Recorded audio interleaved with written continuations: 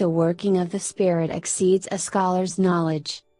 Anyone who truthfully wants to serve me must also endorse the truth to his fellow human beings, for he receives it through the voice of the Spirit. This is a privilege he cannot value enough, since he is thereby in possession of the pure truth which no one can take away from him. And to know the truth means to be so illuminated that the darkness is unable to harm him. What could be more pleasing on earth than to partake in the light, to be illuminated by the light of mercy which bestows brightest realization upon a person?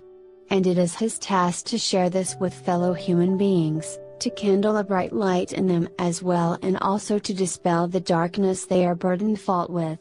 Yet you will also encounter resistance all over the place, for only those people who request the truth from me themselves are willing to accept it, whom I can therefore approach and speak to through you. And I know their hearts, I know that they yearn for the truth, and come to meet all those who will not reject you. Nevertheless, only a few will possess the full truth, for spiritual arrogance is far too obvious in the world. The kind of education that you experience will only rarely find credence. Instead, people think that they will only discover the mysteries through study, and thus they will be granted more credence, and the problem all over the world consists of the fact that only those who have far less knowledge than you feel called to educate their fellow human beings because they don't draw their knowledge from the source. The purest form of truth can only come forth from me myself, and neither have I ever required the study of spiritual issues.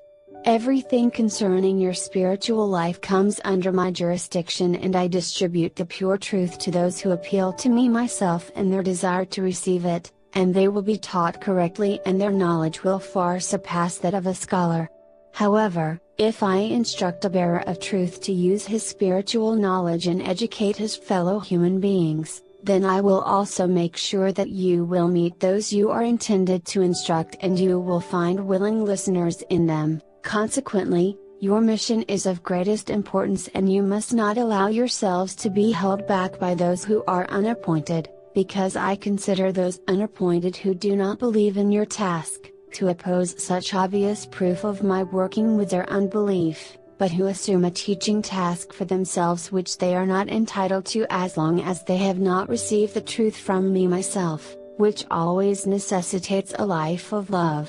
Only then will they also become enlightened, but in that case they will no longer oppose you, they will only ever find additional information which clarifies their knowledge and will accept what you offer to them, for then they will recognize the divine origin and be delighted with an explanation where they hitherto were still unable to see clearly, and they will be grateful that they, too, can refresh themselves at the source of the truth, that they, too, may draw from the living water, and that this source has opened itself for them.